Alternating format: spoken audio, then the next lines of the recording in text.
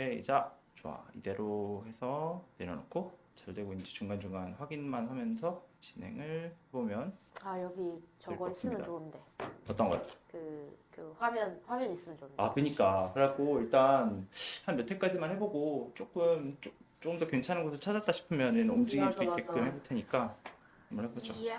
자, 가봅시다. 저희가 드디어 2회차 본문 강독으로 들어가게 되었습니다.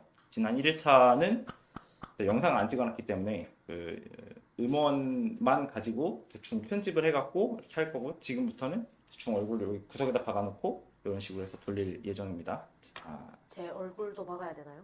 아니요. 다행입니다. 네, 그냥 각자의 그냥 목소리만 나오게끔 할 거예요. 왜냐면 이거 제가 도저히 수업을 너무 낭비하고 있다는 생각이 들어서 수업이나 스터디나 이제 개인 이야기들을 좀 올리는 채널을 다시 살려놓을까 싶어서 하는 거라 너무 아깝지 않습니까? 진짜 봅시다.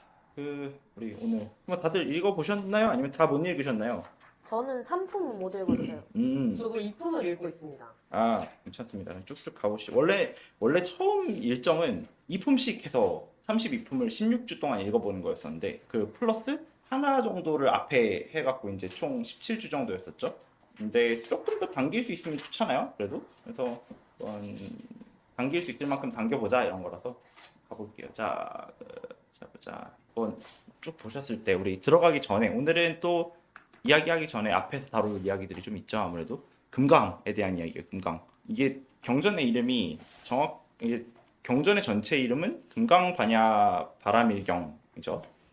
근데 이 금강이라는 뜻이 무엇인가에 대해서 앞부분에서 뭔가 설명을 하고 있었지 않나요? 강의에 들어가면서. 네. 근데 금강을 설명한다기보단 반야를 설명하는 게 좀 더 길었던 걸로 기억하는데. 아, 그쵸. 그래서 여기서 이제, 그러니까 이분은 그 금강에 대해서 이야기를 하는 게 조금 가볍게 넘어가는 쪽이거든요. 네. 근데 이제 제가 이 책을 같이 보는 과정에서는 조금 참고를 하는 문헌들이 여러 개가 있어요. 이참에 소개를 잠깐 해드리자면은, 저는 이 책을 준비하는 과정에서 26페이지에 있습니다. 네.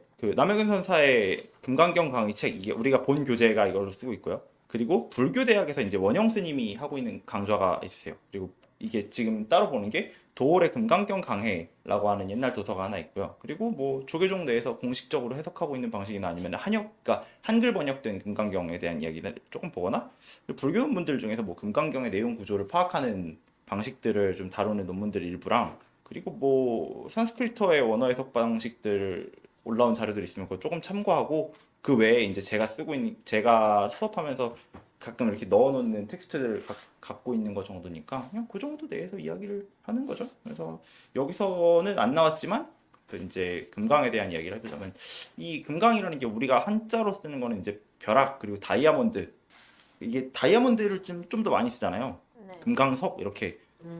근데 이게 그런 식이 아니라 하나의 해석이 더 있는데, 벼락이라는 해석이 하나가 더 있어요. 두 가지 해석이 존재하는데요. 왜냐면 이게 영어로는 다이아몬드 스트라라는 이름을 가지거든요. 이게 진짜 금강석 경전인 거죠. 근데 우선 이 금강이라는 단어 자체가 실제로는 이 수트라가 와즈라 체디카라고 읽혀요. 이게 와즈라는 거 이제 바즈라라는 개념인 건데, 이게 벼락인 거죠. 그리고 체디카는 능단입니다. 능단, 자르는 것. 능이 자름에 대한 거죠. 그러다 보니까 이게 어떻게 이야기를 하냐면은 능히 자를 수 있는 무언가인데, 저 바즈라 자체는 벼락이잖아요. 그래서 보이십니까? 네. 네. 그래서 이게 첫 번째는 무엇이든 자른다. 그래서 벼락으로서의 금강을 이야기하는 해석이고요. 두 번째는 어떤 것에도 잘리지 않는다. 다이아몬드로서의 금강을 이야기를 하기도 해요. 이게 완전히 상반된 개념이잖아요. 상과 동대는 그렇죠. 근데 저는 개인적으로는 이게 개인적인 건데, 대부분의 주류학자들도 일치하는 건데, 금강경 자체가 1세기경에 정리된 걸로 추정돼요. 왜냐면 이게 정확하게 언제 정리됐는지가 제대로 나오진 않지만, 확실한 거는 이게 반야심경보다도 좀 더 일찍 정리가 됐다라는 얘기가 있어요. 그러니까 반야부의 초기 경전이라는 얘기가 있어요. 왜냐면은 이 금강경 내에 조금 이따 뒤에서 말하는데 공이라는 단어가 한 번도 안 나옵니다. 근데 반야부의 핵심 사상은 공으로 귀결이 된다면, 지금 이 금강경이 완성이 되고 이것들을 정리하는 과정에서 반야부 경전이 정리가 된 다음에 나오는 게 공 개념이다 보니까, 사실상 금강경은 반야부 내에서도 초기예요. 그리고 후기 불경으로 가면은 이제 그 장엄함이 끝에 달해서 어떻게 되냐면은 막 부처님이 강의를 하시면 그 천인 아수라와 막 불보살들과 뭐 용왕들이 막 이렇게 내려와가지고 다 막 엎드려 절하면서 이제 받는 그런 이야기들이 흘러나와요. 되게 신화적이고 좀 설화적인 이야기들이 많이 나오는데 금강경은 그렇진 않아요. 처음에 시작할 때도 굉장히 검소하고 소박하게 시작하는 방식이다 보니까 그래서 이게 되게 초기 경전일 것이다라는 그런 추측들을 하고 있으면 당시에 다이아가 없었으니까 아마도 이게 바드라 자체에 대한 이야기만 하는 거 아닐까? 그 벼락으로서의 이야기를 하는 게 아닐까?라는 추측을 해본다는 거죠. 그럼 이제 그 능단금강이라는 거죠. 지금 아까 그 체리카라는 게 있었고 이게 무엇이든 자름이었다면 능단금강이라는 형태의 방식으로 해서 좀 어떤 사람들은 그 금강경의 약간 추가적인 풀네임을 능단금강 반야 이런 식으로 쭉 이야기하기도 하더라고요. 자, 그럼 이제 자르는 것에 대한 이야기를 해보는 거죠. 뭘 자르냐인 거야. 잘리지 않는 게 아니라 우리 자르는 것으로서만 이야기를 해보자면 무엇을 자르는 걸까요? 보통 불교에서는 우리가 첫 번째 이야기를 했었을 때도 공도 이야기를 하고 뭔가 좀 고통을 만들어내는 게 우리의 집착이다라고 얘기를 했었는데 그럼 이제 나랑 집착 사이에 나와 집착 사이에 관계가 있을 텐데 이 중에서 그 우리의 경전은 무엇을 자르려고 하는 걸까라는 거죠. 번뇌와 고통 이런 게 아닐까요? 즉 처음에 생각하기로 나랑 집착이 있으면 요 나랑 집착 사이의 고리를 끊는 거라고 생각을 하게 될 때가 많은데요. 뭐 결론부터 말하고서 우리가 그것을 확인해가는 과정을 이야기를 하자면 나랑 집착 사이에 무언가를 끊는 게 아니라 나를 끊어내는 거예요.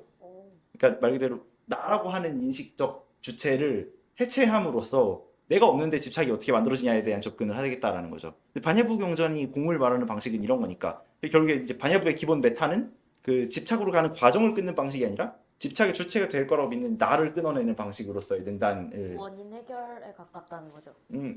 원인 해결? 전제를 부수는 그죠. 네가 없는데 네가 지금 고통스럽다고 하는 게 어떻게 존재라는 이야기를 하겠다는 거죠.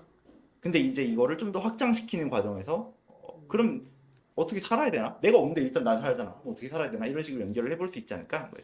자, 그리고 이제 금강경의 구조, 그 내용 구조로 가면 이거는 후반부에 조금 더 다루고 싶은 건데 이제 기본적으로는 부처님과 수보리 존자의 문답 체계를 가지고 있죠. 이제 처음에 수보리가 묻고 그리고 부처님이 대답을 하고 이 내용은 처음부터 끝까지 이렇게 둘의 대화로만 이루어져요. 근데 수보리는 무엇을 묻는가라고 하면은 보통은 3주 7절 이렇게 이야기를 해갖고 그 문답 구조를 저기 아래에다 제가 추가로 논문을 하나 넣어놨는데 금강경의 구조에 대한 실론이라는 3주 7절의 문답 구조라는 옛날 불교연구원에서 나왔었던 논문 구조가 하나 있어요. 근데 이거 보고서 한번 이걸 이런 식으로 얘기해봐도 좋겠구나라고 하는데 이거는 후반부에 다시 얘기할 거고 여기서 얘기를 하자면 이렇게 돼요. 보살의 마음가짐은 어때야 되는가? 이게 그 어떻게 내 마음을 머무르게 해야 되는가? 막 이런 것들이고 보살의 수행 과정은 어떻게 해야 되는가? 그리고 그 보살 행으로서 우리가 도달해야 될 곳은 어디여야 되는가? 요 세 가지로 요약이 좀 많이 된다고 이야기를 합니다. 이 전체적인 형태의 경전이.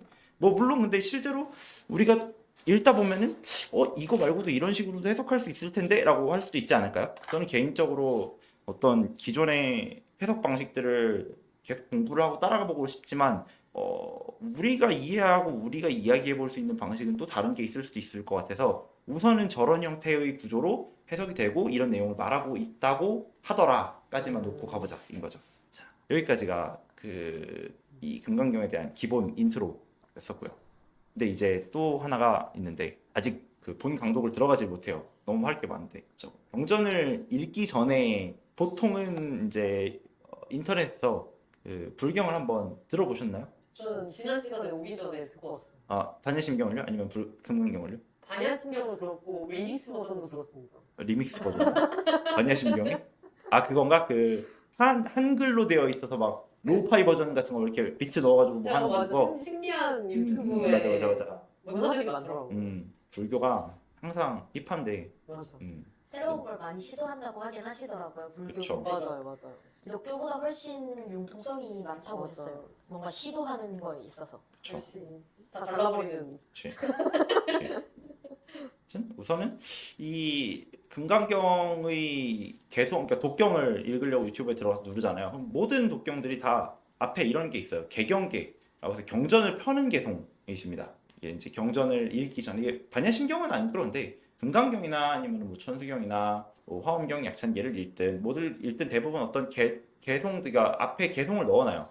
이게 경전을 펴는 개송인데요. 무상신신미묘법 그리고 백천만겁 난조우 아금문전득수지 원해 열의 진실의 이렇게 해서 이제 그 경전을 펴는 과정에서 경전을 수지독송하는 수행자의 마음가짐을 좀 안정적으로 만들어내기 위한 인트로 같은 그런 건데 그래서 보면은 이제 뭐 가장 높고 뭐 묘하고 그리고 깊은 부처님의 법이 있고 그리고 아주 오랜 시간이 지나도 이거를 만나는 건 정말 어렵다. 그러다 보니까 그 만나는 게 어렵다는 건 지금 우리가 만나고 있는 것들이 굉장히 좋은 인연에 대한 이야기다라는 거죠. 뭐 이제 제가 보고 듣고 얻어서 받아서 지니려고 하니까 부처님의 진실한 뜻을 모두 알고 싶어 알기를 원한다 이런 형태의 이야기를 한번 외는 거예요.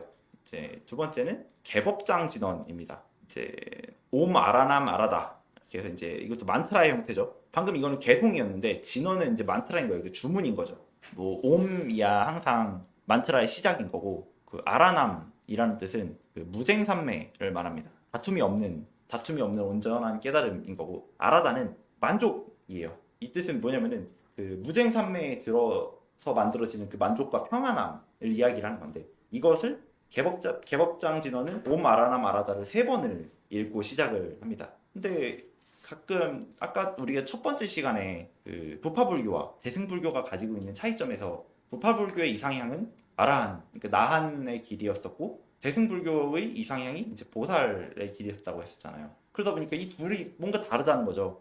옴 아라나 마라다는 그 이제 어떻게 보자면은 뭐 아함경이나 이런 것들을 읽을 때도 하기도 해요. 그럼 이제 나한의 형태의 이야기를 하는 그런 경전이나 수행을 이야기를 하는 경전에서의 옴 아라나 마라다는 아마도 약간 이런 식으로 해석해 볼 수 있지 않을까 싶었던 게 내 내면에서 일어나는 삼독심을 이야기를 하려고 하는 거죠. 근데 보살도를 이야기를 하는 경전을 읽을 때 옴 아라나 마라다를 읽는다면 우리가 어떻게 생각해 봐야 될까라는 고민을 했었는데 저번에 얘기했던 것처럼 이 보살의 삶이라는 건 되게 특이한 게 보살은 깨달음을 얻지 않았어도 베푸는 사람들을 말해요. 물론 부처 역시도 보살의 이름을 가지고 있죠.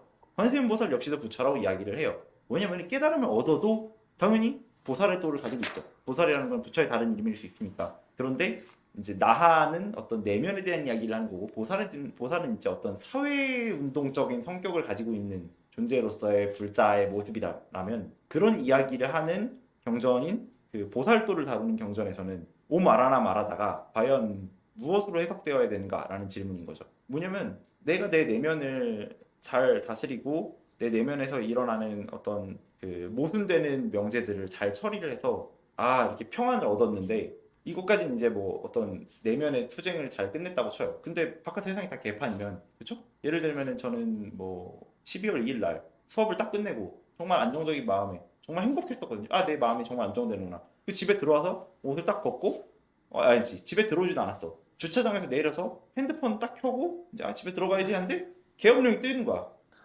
나의 어떤 다툼 없는 부쟁삼매가 아주 잠깐 일어났었던 것 같은데 그럼 개뿔 그냥 아무것도 없는 거잖아요. 그 뭐냐면은 보살의 삶으로 간다는 거는 세상 속에서 섞여서 사람들과 산다는 건데 세상이 개판이 나고 있고 세상에 문제가 나고 있으면 세상이 삼독심을 가지고서는 끊임없이 고통을 만들어내고 있으면 보살의 삶에서의 아라나 마라다는 싸워서 얻어내야 되는 거에 가깝지 않는가라는 거예요. 갑자기 학생으로 투쟁으로 가는 그치. 거예요? 그러니까 이게 되게 웃긴 게 불교가 대승불교의 영역에서는 사회운동적 성격이 어느 정도는 존재해요. 우리는 왜 우리 혼자서만 깨달음을 들고 열반을 들게 한 게 아니라 타인에게 이런 것들을 알려주고 타인을 좀 더 나은 삶으로 이야기를 하고 가진 것들을 왜 베풀어야 되는가인 거죠. 근데 이게 말 그대로 당시 생각해보면은 당시는 왕과 귀족과 그 성직자와 일반인과 노예나 이런 것들이 존재했었던 어떤 수직적인 계급 사회였었잖아요.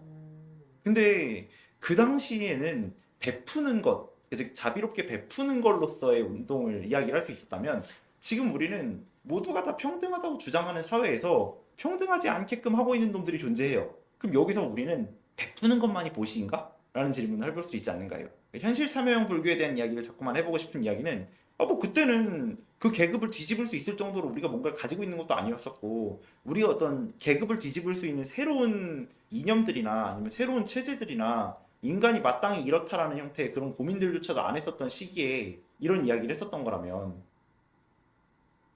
지금은? 이라는 거죠. 음. 지금은 인간이 다 모두가 다 평안하다, 모두가 다 평등하다고 믿고 있고 모두가 다 어떤 차별이 없이 대해줘야 된다고 믿고 있는데 뭐 누군가는 이제 이동권이 보장이 안 돼가지고 지하철에서 쫓겨나고 있고 뭐 누군가는 부당해고를 당해가지고 고공농성을 1년째 하고 있고 이러면은 그러면 여기서 보살이 어디 있어야 되는가라는 거죠. 보살이 해야 되는 영역은 저 알아나 말아다는 내 내면에서도 계속 다툼이 일어나는 명제들을 모순되고 있는 명제들을 하나씩 다듬어가면서 아 여기서 이렇게 생각하지 말아야지 아 이건 생각해보니까 내가 이렇게 생각하면 안 되는 건데 생각해보니까 내가 이걸 아무것도 아닌 건데 내가 있다고 생각하고 있었네 라면서 하나하나씩 없애가고 있는 거잖아요. 그렇다면은 보살의 삶을 지향을 하고 있는 불자라면 세상을 바라보는 방식에서도 모순되고 있는 명제들 실제로 우리가 다 같이 잘 살 수 없게끔 하는 명제들 앞에서 싸워서 이것들을 없애는 방식 역시도 보살도의 영역이지 않느냐라는 거죠. 갑자기 엄청 빨개지는데요, 근데? 그니까 갑자기.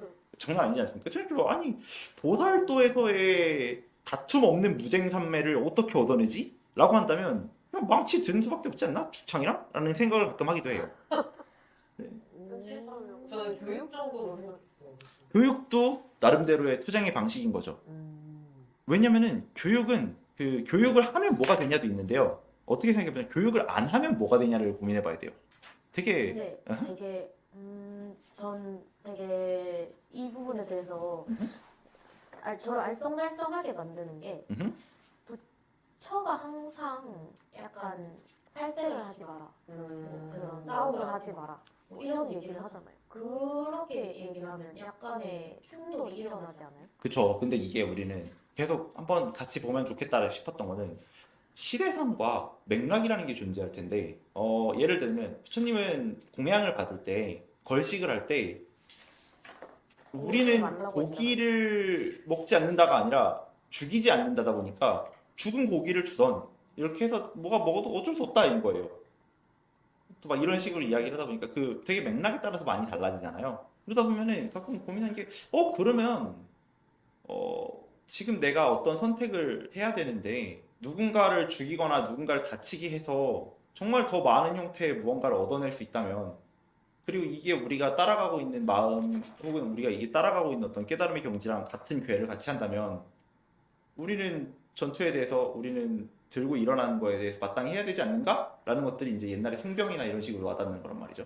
근데 전 그게 되게 끼워 맞추기식이라고 생각되는 게 왜냐면 정의는 계속 바뀌어 그쵸. 있잖아요. 그러니까 그런 시대에 따라서 어쩔 수 없이 시대상에 맞춰서 이걸 해석을 해야 된다라는 식으로 모든 걸 용납하다 보면 결국 사실상 남는 거는 폭력이나 뭐 부정적인 어쨌든 이쪽에서 불교에서 절대 하지 말라고 했던 것들이 차츰차츰 용인될 거란 말이죠.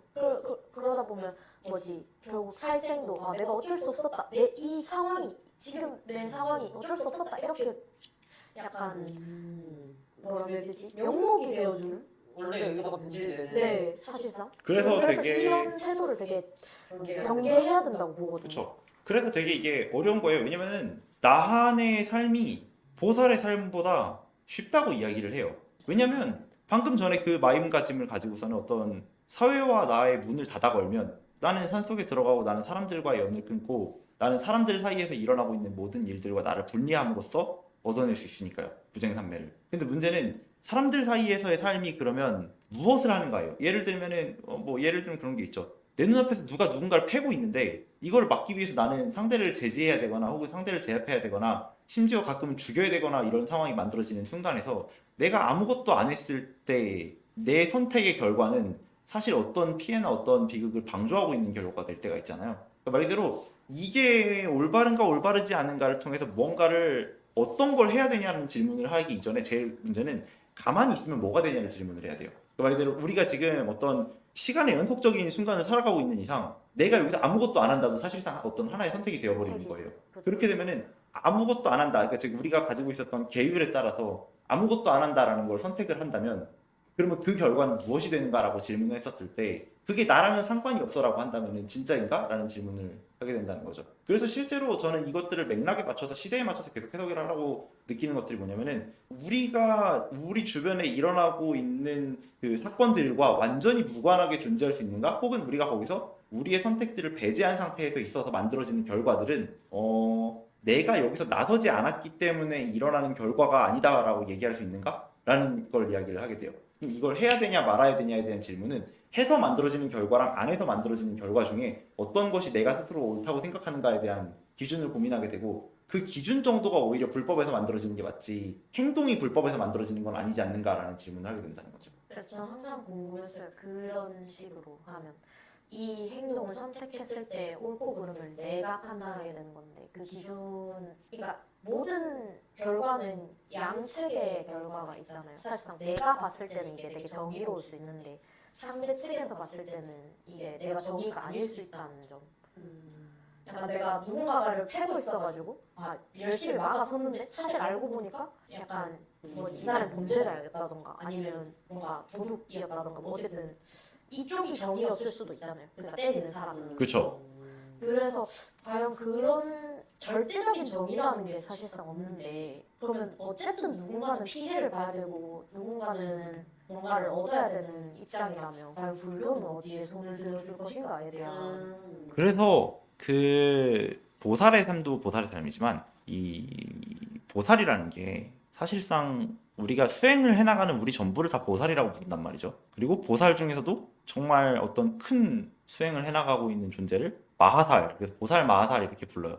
진짜 개짱 큰 보살 막 이런 거죠. 근데 그 모든 보살들의 끝에는 뭐가 있냐? 이제 천수천한 관세음 보살이라는 존재가 있죠. 그 뭐냐? 손이 1000개야. 그리고 손에 다 눈이 달려서 그리고 다양한 것을 눈도 보고. 1000개야. 그리고 관이라는 건 그쵸. 다양한 것을 볼 수 있다는 건 모든 시점에 모든 것들을 본다는 게 뭐냐면은 우리가 제가 가끔 이제 확률에 대한 이야기를 할 때 우리가 표본 공간 내에 참여자로 존재하기 때문에 전체를 못 볼 수가 당연하다는 거잖아. 이게 누가 잘못했는지 전혀 아무도 모른다고. 어떤 절대적인 답이 있을 수도 있지만 우리는 그걸 모른다고 얘기하잖아요. 그죠? 근데 그게 만약에 보는 존재가 있다라는 가정인 거죠. 여기서는. 그러면은 천수천왕 관세음보살은 우리 반야심경을 잡으면은 관세음보살이 무엇으로 반야바라밀다를 행한다라고 이야기를 하잖아요.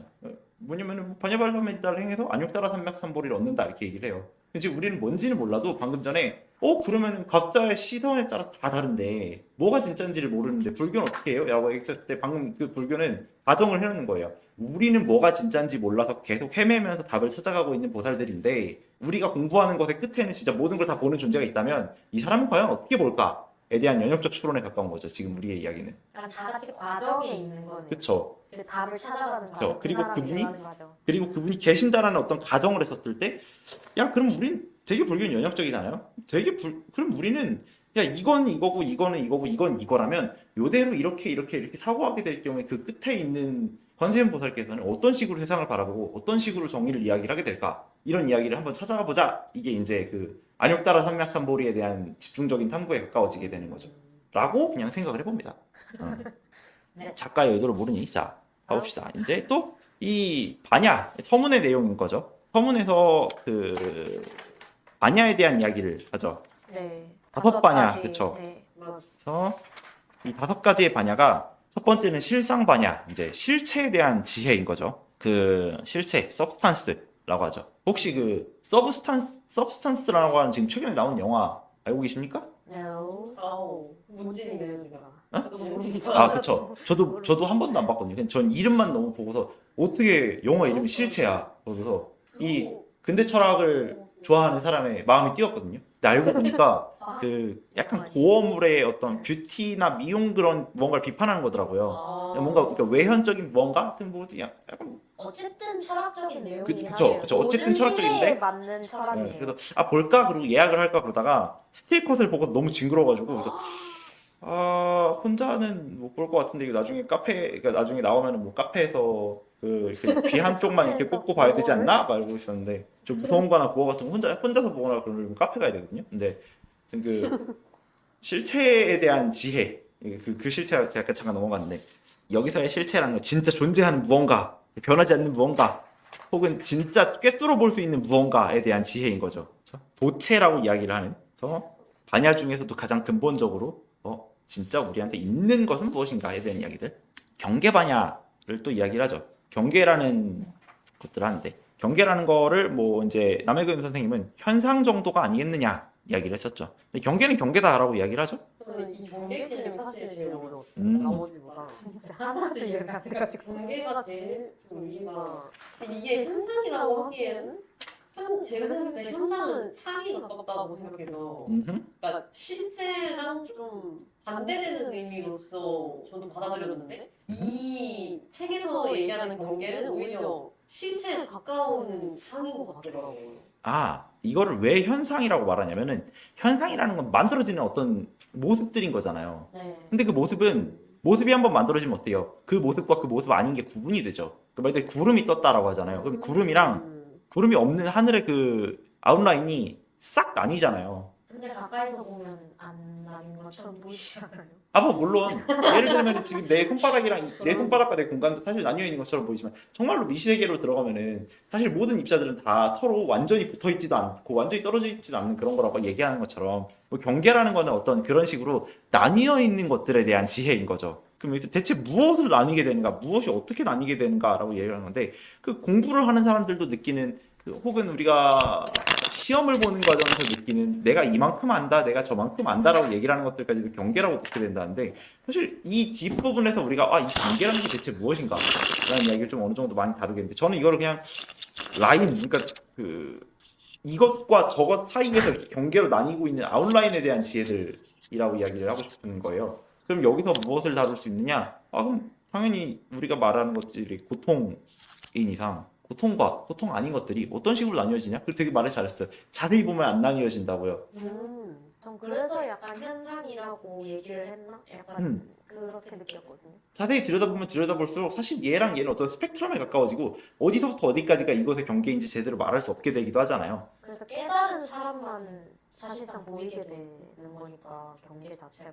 또는 어정쩡하게 아는 사람도 경계를 보고 있긴 하지만 깨달은 사람들은 얘랑 얘 사이의 경계가 사실은 굉장히 미묘하고 스펙트럼이어서 없는 거나 마찬가지다라는 것들을 깨닫게 된다라는 거죠. 이 경계 반야의 어떤 그 목적지도 공인 이상은 우리가 이렇게까지 나눈 어떤 그 분별한 그 과정 역시도 사실상 아무 의미가 없는 거 아닌가로 향하게 된다는 점에서는 그 경계에 대한 반야가 무엇으로 향하는가가 결국에 공이라고 얘기를 한다는 그걸 생각해보면 방금 그 이야기가 그쪽으로 향하는 과정이 되기도 하겠죠. 이제 문자 반야에 대한 건데 문자가 무엇일까라는 질문인 거죠.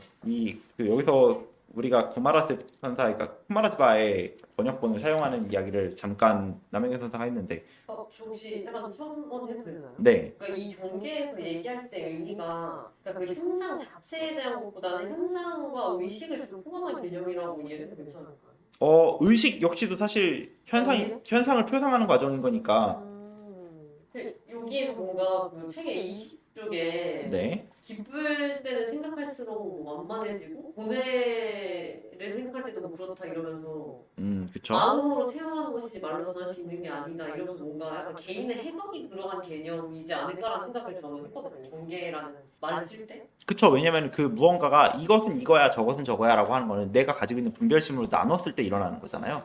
근데 그게 그 경계라는 게 이렇게 그 아웃라인으로도 얘기하고 있고 방금 저기서 보면 누구의 경계는 이렇다라고 얘기하는 거 이거 그 우리식으로 얘기하자면 레벨, 고랩과 저랩의 뭔가 차이가 나는 어떤 그런 방식들 그런 것들 역시 그 경계로 나누는 것들처럼 지금 이 경계라는 건 되게 다양하게 해석될 수 있는 그러니까 다양하게 해석되는 게 다양하게 쓰일 수 있는 형태의 문자를 우리가 경계로 그냥 대충 다 뭉그려 놓은 거라고 느끼거든요.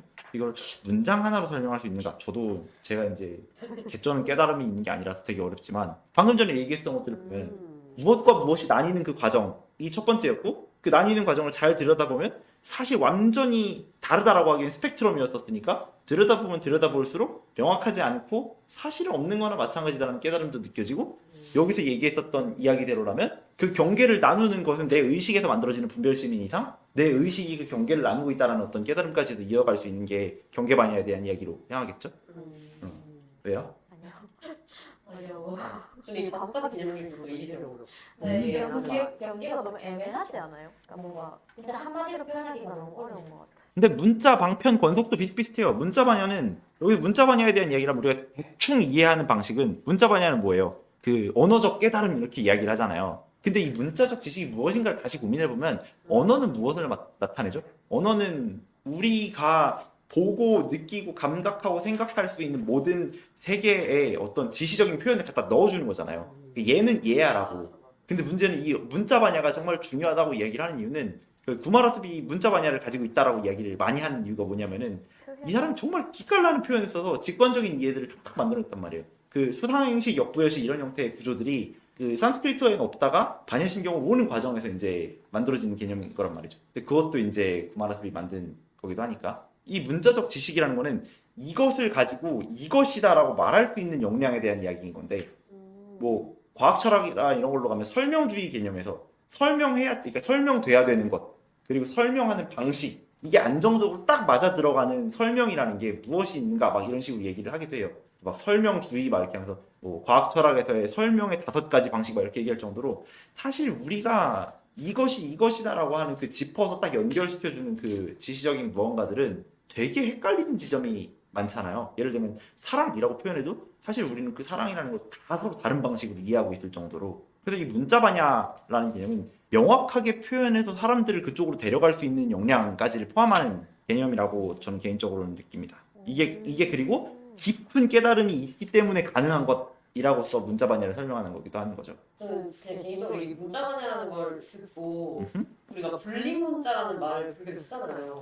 그쵸. 진정한 깨달음은 문자를 통해서 얻어지는 것이 아니고 결국에는 문자도 이제 하나의 방편으로 삼아서 버려야 되는 거라고 해서 저는 오히려 이 구마라투비 문자반야가 있었다라고 하는 게 자기가 깨달은 말을 이제 다른 사람들한테 알려주고자 하는 방편으로 그쵸. 설명을 해서 이게 진짜 부사행의 어떤 특징 같다고 많이 느꼈어요. 그쵸.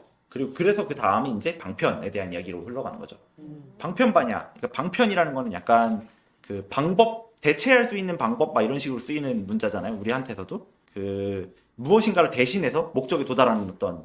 근데 이 방편에 대한 지혜인데 그 분립 문자라는 말을 되게 잘해주셨는데 어떤 깨달음은 수학적으로도 찾아오고 어떤 깨달음은 그림을 보면서도 찾아오고 어떤 깨달음은 삶에서 어떤 연속된 경험들 속에서 찾아오기도 하는데 언어로 표현되는 건 되게 어렵죠. 근데 언어는 무슨 특징이 있냐면 언어는 아주 오랫동안 남아요. 경험은 남지 않고 그리고 뭐 그 우리가 만들어낼 수 있는 것들을 사실 저 문자라고 얘기를 하는 건 저는 요즘 시점으로 얘기를 하자면 그 영상과 음악과 이런 것들까지도 사실 저 문자반야에 들어가지 않는가라는 생각을 가끔은 하거든요. 뭔가 지시하는 방식인 거잖아요. 그러니까 표현하는 방식이고. 근데 그 방편들 중에 그 당시에는 뭐 영상도 없었고 뭐 영화도 없었고 막 이랬었겠지만 이제 음악도 남기지 못하고 그랬었잖아요. 근데 지금 우리는 저 문자반야의 형태로 되게 다양한 것들을 표현해서 계속 내려보낼 수 있고 내가 느끼고 있는 깨달음들을 나눌 수가 있는데 근데 그 모든 것들이 사실은 어느 정도 방편인 거잖아요. 뭐가 됐든 간에 그 불법에서 얘기하는 건 여기에 도달하고 나면 더 이상 이거를 쓰면 안 되고 도달한 뒤에도 자꾸만 그거에 매여서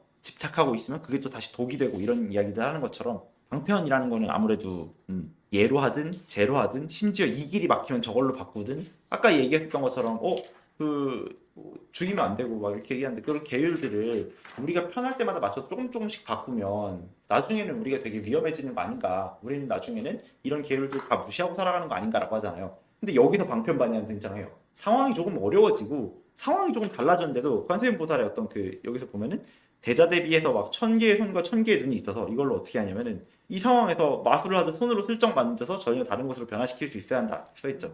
이게 뭐냐면 상황이 막혀 있고 도저히 이게 아니면 안 될 것 같아서 뭐가 맞는지 모를 때조차도 우리는 맞는 길로 가는 어떤 방편들을 만들어낼 수 있는 것에 대해서 이야기를 하는 게 방편반야로 향하지 않는가라는 이야기를 또 하게 되죠.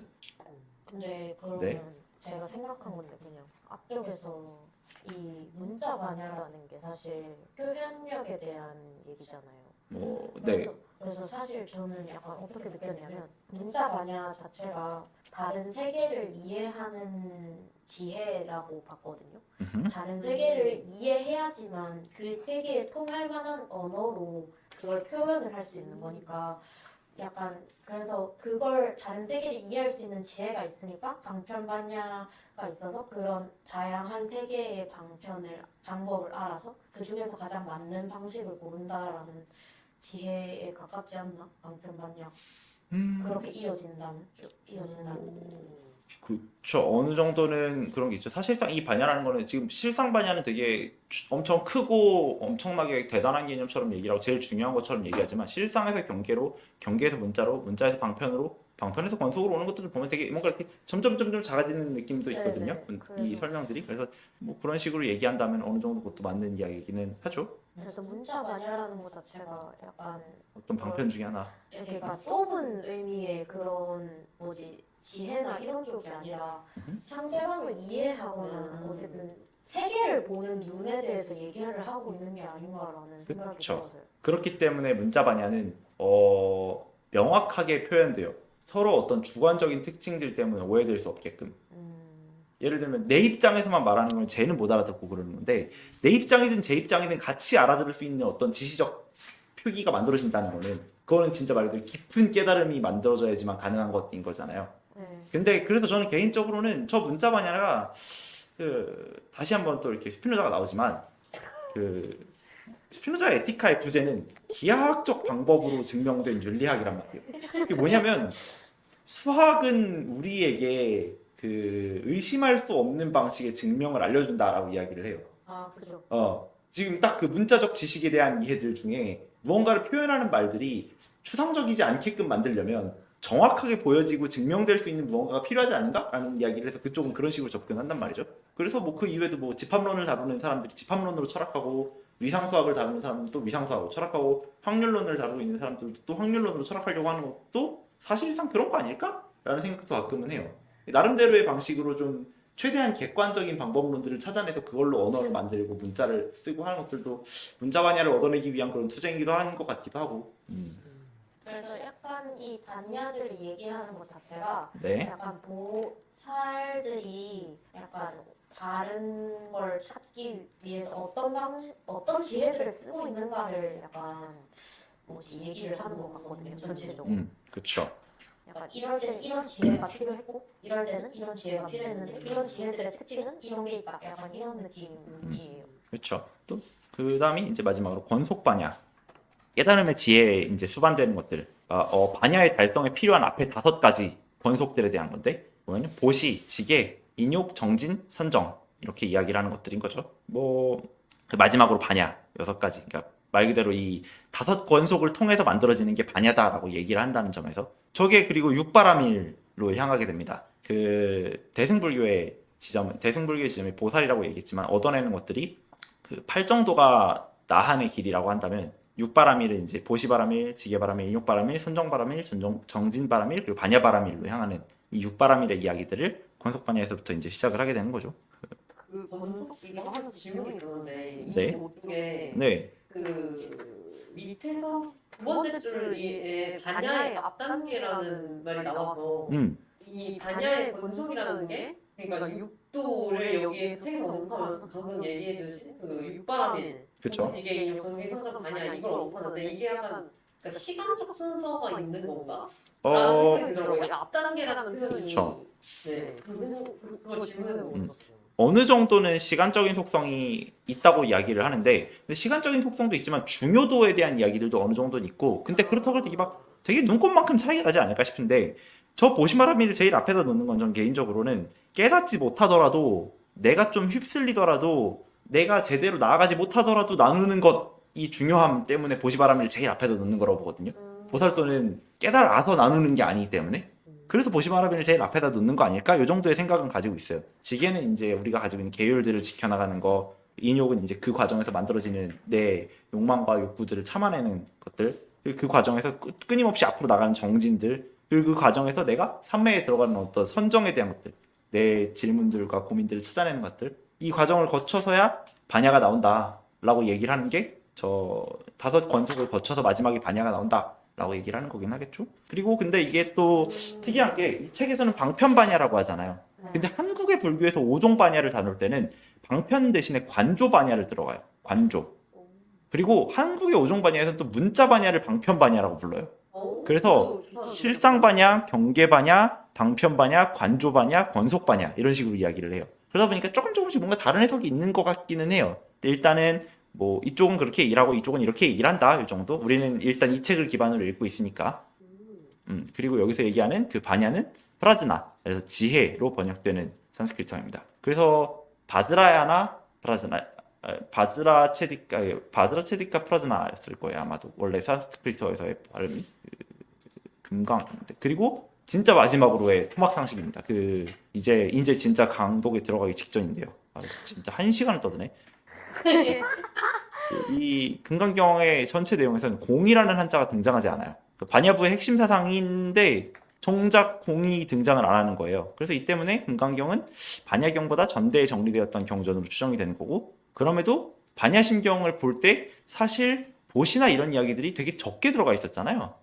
그러다 보니까 뭐 물론 진짜 완벽한 축약에 가깝다고 얘긴 하지만 금강경을 이해를 하고 어느 정도 갖고 있어야지만 여기서 이렇게 달라는 거구나를 깨닫는 거지. 반야심경만 본다면 어떻게 보자면 좀 대충 우리가 이때까지 배워왔었던 불교에 대한 그런 이야기들 있잖아요. 불교에서 밖에서 보이는 불교, 속세랑 연을 끊는 불교 이런 것들만 보고서 반야심경을 보면 뭐야 그래서 아무것도 없으니까 허무하다는 거야 이렇게 얘기를 해버리다 보니까 금강경을 보고서 다시 반야심경을 볼 때랑 반야심경만을 볼 때랑 너무 다른 이야기를 하게 돼서 이 반야심경만으로는 그 안육다라 삼맥삼볼이나 보살의 삶이 무엇인지를 얘기하기가 적어도 우리 문화권 내에서 우리 시대에서는 이야기하기 어렵지 않을까? 그래서 금강경이 정말로 대승을 볼 때 중요한 경전인 것 같다는 거죠. 자, 그럼 이제 공이 등장하지 않는 것조차 뭔가 공이 아닌 것으로 공을 설명하며 정편을 잘 선택한 것 같은 느낌이랄까. 되게 재밌습니다. 뭐 한 5분 쉬었다가 할까요? 아니면 어떻게 할까요? 쉬었다 해도 좋고 안 쉬었다 해도 좋아요. 아니 일품을 보시는 방법. 맞아요. 1품 보고 쉬죠. 오케이. 자, 1품을 보고 한번 쉬어볼까요? 자,